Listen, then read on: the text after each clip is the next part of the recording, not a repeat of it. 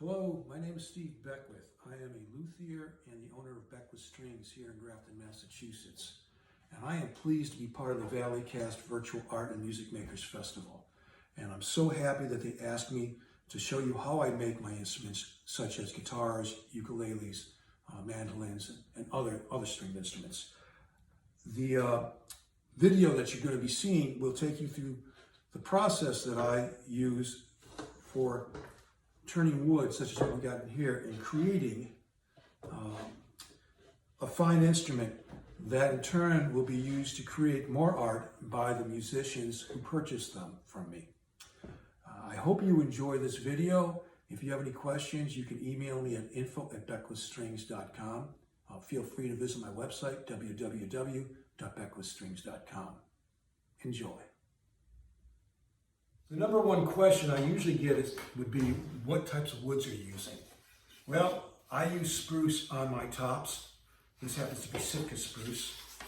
The top makes the majority of the sound, so if you got a good top, you're going to have a great sounding instrument. So I'm very particular about my selection of any particular piece of wood that's used for the top. This is called book matched wood. Look it up on the web. They'll give you an idea what book matched means. So Sitka spruce here. The backs and sides can be just about anything. In this video, I've got 3 different guitars that you're going to be seeing. One uses walnut, one uses mahogany, the other uses rosewood. In front of us here is rosewood. This too has to be sanded down to a certain thickness and joined together. It is book matched. Here are the sides, which are rosewood to match it. And the neck will be made out of mahogany. The fingerboard and some other parts of this guitar would be out of ebony. The other parts would be the veneer on the headstock and also with the bridge on the back. This is a big piece of ebony that I was able to score, and I'll be able to make a couple of fingerboards out of this guy. Finally, the parts that you don't see on a guitar, and the most important part too, is the bracing, which goes inside the top. And sometimes you look at guitar, you see bracing on the back too. So this is a big piece of wood made of Sitka spruce. And Sitka spruce, by the way, or any spruce in general, is very light and very, very strong if it's cut in a certain way. So we'll move on to the building stage.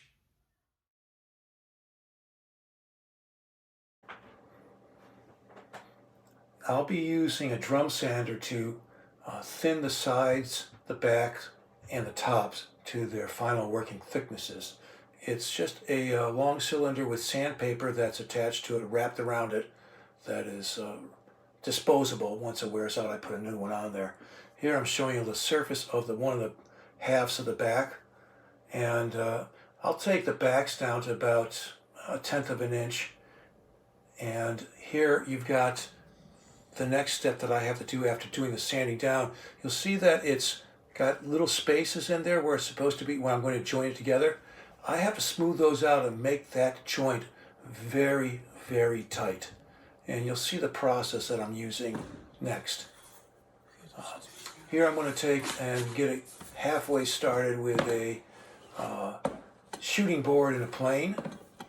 Okay, I'm going to get it kind of close that way. Then the final step will be taking it over to this special jig that I made up with, there's some plate glass underneath that board that's sitting up that I'm using as a brace. It's 90 degrees to plate glass, and the sanding paper is taking it down evenly. Now I've got them joined so it's very, very tight. I'm going to glue them together, applying glue to both sides. So it's probably, I think I'm just showing one side here. Oh, note the COVID here. Yeah. Anyhow, here we go. Second side.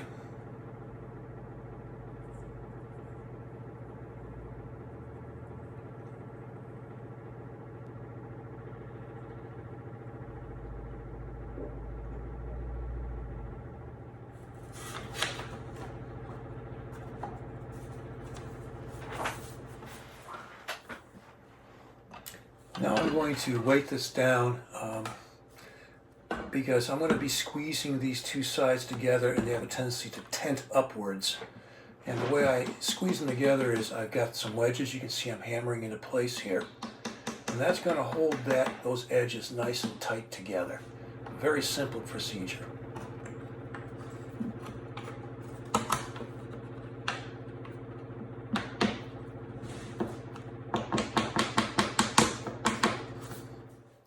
An important part of the top is bracing it.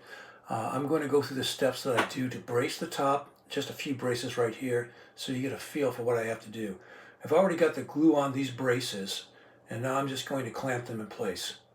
The procedure for bracing the back is similar, so I won't be going over that today. Here I've got all the braces just for those, the clamps in place just for those two particular braces, and I need one more that I've got to get to finalize this particular step. Now it's time to carve these braces. You can see I've also put down some other braces in place as well, smaller ones along the sound hole and also along the edge. I'm using a piece of wood to protect the top, and I'm also wearing a glove because these chisels, even when they're dull, they can poke a hole into you, and there's been a number of times where I've ended up leaking all over my work. So I'm doing one side here, one brace. I'm going to come over here and do the other side. This is kind of like chipping right off here because it's the direction of the grain. You saw that just came right off. There's not a lot of shaving going on at this point. Just kind of like, again, just snipping it right off. So I'm doing the back side here of one brace. And you can see I'm going the other direction. So it is coming off a little bit more like as it should. Though this chisel could be a little bit sharper. Now I'm going to go and put I'm taking some mass away from the brace at this point in time. It's strong, but I want to take a little bit more. I'm putting a taper on the top, so it's a little bit pointed. And this allows the top to vibrate freely and makes the guitar a little bit louder. And it also brings out some of the quieter tones.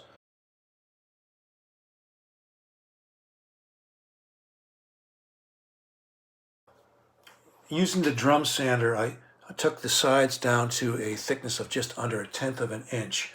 I soaked the wood in some water for about a half an hour, and now I'm taking and putting one of the sides into this jig that I use to bend the sides. There is a couple sheets of sheet metal that kind of retain some heat, and the heat is being supplied by a rubber blanket that you might be able to see there.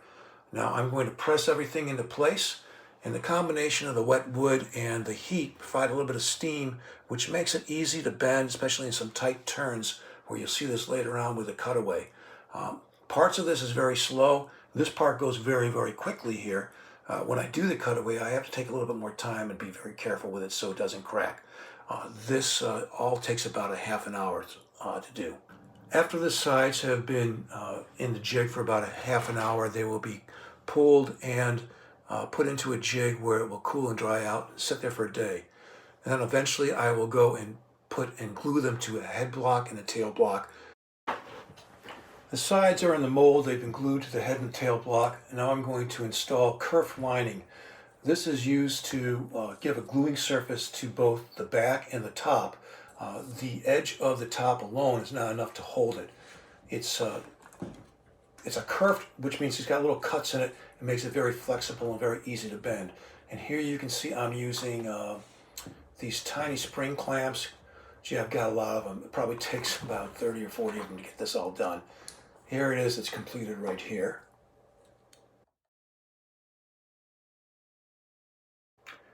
It's time to glue the top and the back to the sides.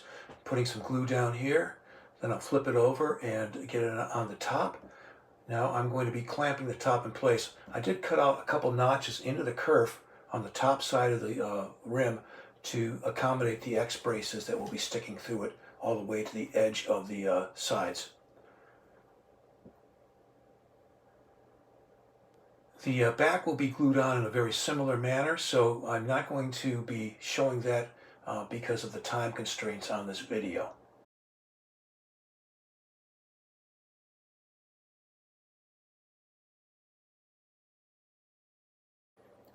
The back has been glued to the sides, and now I'm going to take and trim the edges of both the back and the top so they flush to the sides of the guitar. This is a very loud process. That's why I haven't got any audio going on it at this point in time. Here what I'm doing is I'm taking and putting in a channel that's going to be used for the binding, which is the trim along the edge. And also there's something called purfling that's a couple of black, white lines that are at the top. I use the same process to do this as well. You can see on the bottom I've already done the trimming out or the channeling out of the back of the guitar to take the purfling.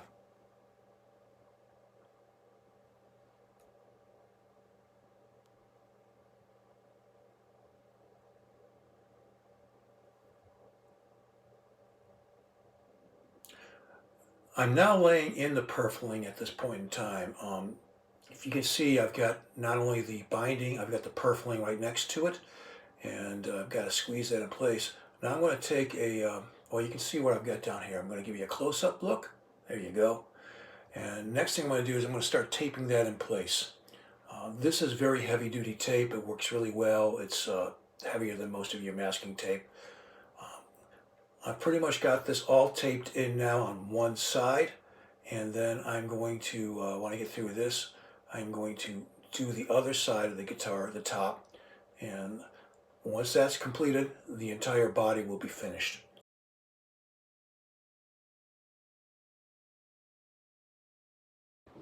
The heel of the neck has been rough cut to shape, and I'm now going to go through a process of filing and chiseling out the neck, also doing a little bit of sanding. I'm using a half round rasp right here, and that will do the most of the work. So I'm going to be just taking this down a little bit more for tonight. When I get down to where it starts meeting the shaft, you know, I'll start taking that down very, very carefully with this chisel, so I get it there to where I want it to be. It just basically looks like a long, smooth line. You will never know that there was a block of wood sitting there. Of course, I come through. I love these little sticky bats.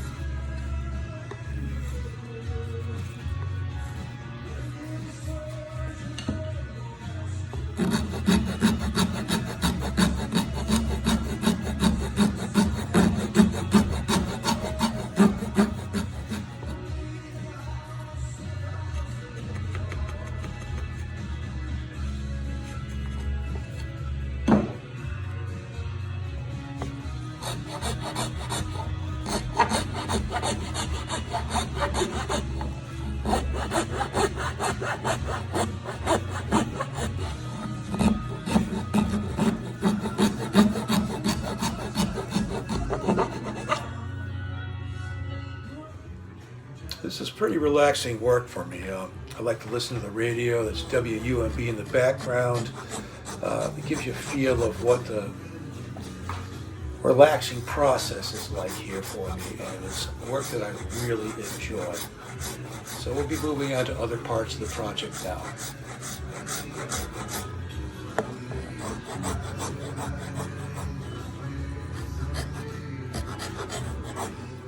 When making the neck, I'll start off with this piece of rosewood, something similar like a rosewood or an ebony.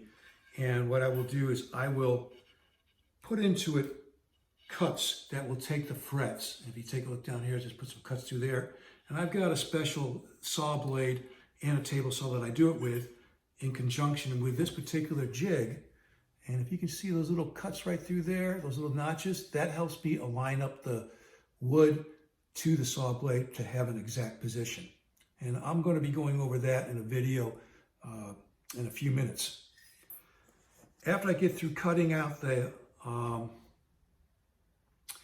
slots, what I'm going to do is I'm going to put the basic outline shape of the fingerboard, and you can see this is, from here, this has got a little bit of a taper going through it, okay?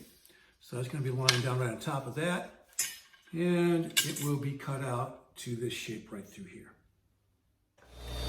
The blade of the table saw is very thin, it's the exact width needed to lay in frets onto the fingerboard, which at this time happens to be underneath the metal jig that you see.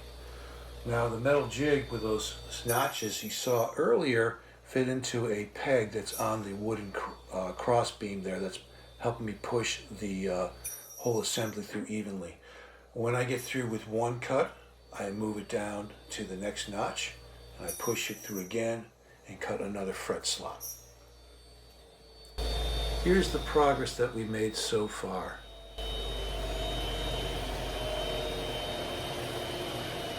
The rosewood was double taped to a template which was rough cut with a bandsaw, to its shape. Now I'm going to take a router table in this particular bit which has a bearing on it. This will give it its final shape as it trims the rosewood to the shape of the template itself.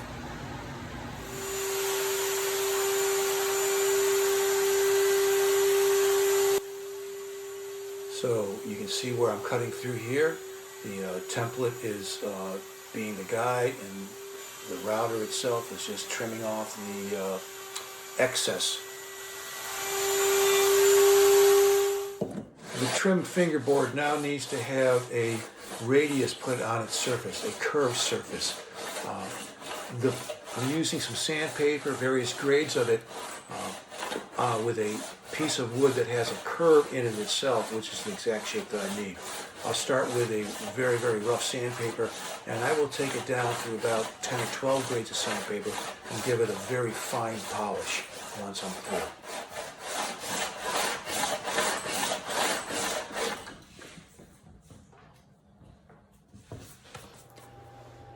Here you see the frets being installed. I've got a specially weighted hammer that I use this with, and I also have a block of wood that I'm using to buffer the hammer with. Usually I don't use the wood, but I decided to go with it this time. As we move on to the next fret after this, you'll see I'm putting some glue in place on the very edge, the very side of the fret slot. That's just super glue, pretty thin stuff, and then I use that to kind of like hold the front ends down once it cures, which is pretty much immediately.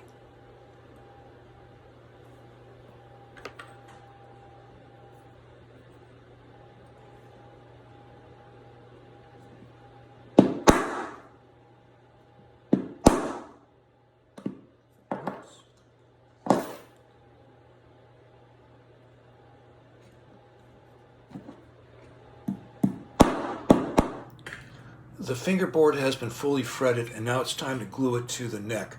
I'm using a hot hide glue here that is at about 140 degrees Fahrenheit. It is cools very rapidly, so it's very important that I clamp it down as quickly as possible. The glue itself has been around for centuries. It was used by Antonio Stradivari when he was making his violins, and then before him by Andreas Amati in the 1500s, and Andy was the original inventor of the violin. The neck was temporarily attached to the body, and I'm pulling it away now and setting it aside as the glue dries, so I can do some more work on the body. The next step are to finish the guitar and the neck, attach the neck, string it up, and we'll be good to go. We're at the end of the video, and this is one of the 3 guitars that we built while making the video. The first guitar has already been sold. It actually went out the door a few days after it was completed. Somebody walked in, they liked it, and they bought it. This is a concert-sized guitar. Its twin is going to be finished shortly. It has a cutaway on it, which allows access to the upper frets here, so it's not quite the same shape. This is a very comfortable guitar. It's smaller than dreadnoughts, and what makes it comfortable is that it's not quite as wide, so you don't have to lift your shoulder up so much to kind of rest on the guitar.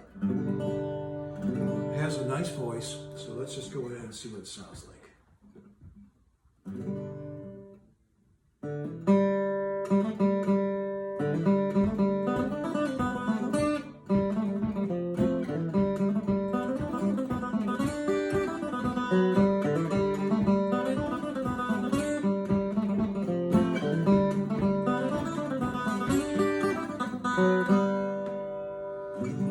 Has an old fiddle tune called Redheaded Stranger. It's been going around the bluegrass circles for decades. I'm doing a little finger picking right now, something you'll recognize.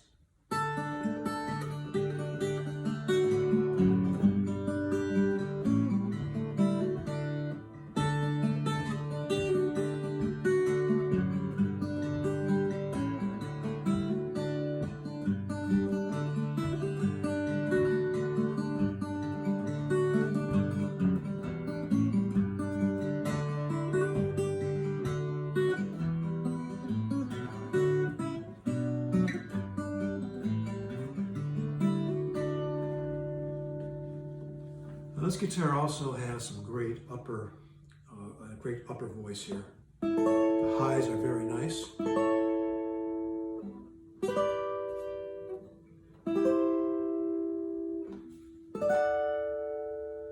It has a nice sustain to it. It rings for a long time. A lot of that all comes from the choice of the wood that I use on the top. It can also be very loud if it needs to be.